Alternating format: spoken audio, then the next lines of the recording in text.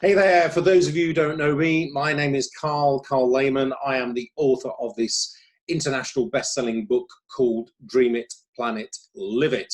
I've been asked to produce a number of videos just to give a little bit of a deeper explanation in terms of my thoughts and strategies that we use in the book and with our clients. Well, in simple terms, this is it. Most people have a plan for when they're dead, but most people don't have a plan for when they're alive.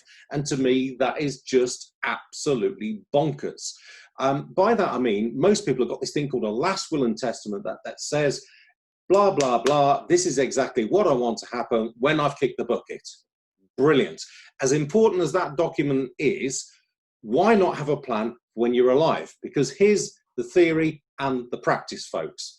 If you have a clearly written down plan, if you share it with somebody that you trust, then statistically, the chances you achieving actually what you've laid out on your plan are so stacked in your favor, it is absolutely a no-brainer. Why would you not want to do this? Now, the fact of the matter is here, I'm going to talk about financial freedom because it's a bit of a hot topic at the moment. But there's a couple of things that we need to have as the background, the texture to kind of put this into some kind of context. So, the fact of the matter is, in the United States, in the United Kingdom, we have a top-heavy population. That's a little phrase that gets bandied around, but what the hell does it mean? So what you've got is a whole heap of people up here who are retired. They're the kind of baby boomer plus generation, if you will.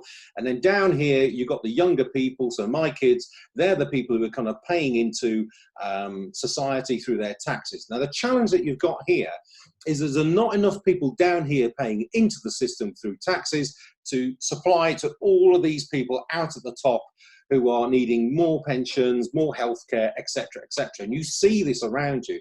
We know that it's a fact that the National Health Service, for example, was created to produce one set of results. What it's being asked to produce these days in terms of another set of results is just astonishingly different due to the advances in medical science, due to the advances of life expectancy for people. The National Health Service is having to provide more and more for more and more people. And I'm not being political when I say this. This is not about, you know, party political broadcast. This is just a fact of life. This is demographics. However, you will see this having an impact on your pension schemes.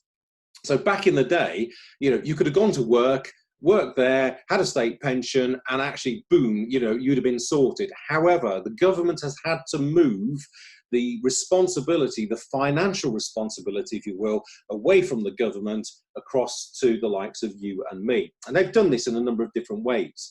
So number one, and probably the most impacting on you, is the workplace pension.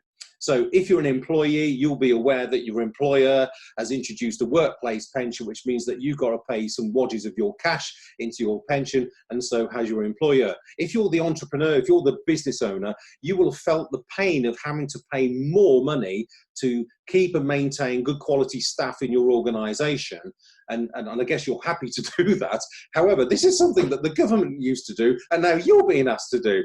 So we can see that the standard shifted really in terms of the responsibility and where it's going from here on in.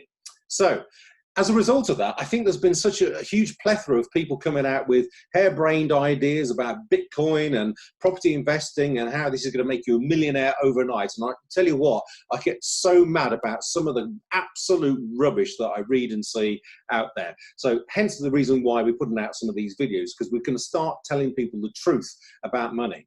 So let's pick up on property as a case in point.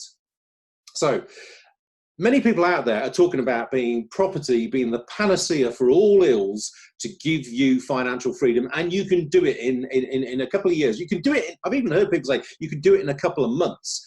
And what I'm talking about here is true financial freedom. I'm not talking about having £1 million worth of property and £950,000 worth of debt.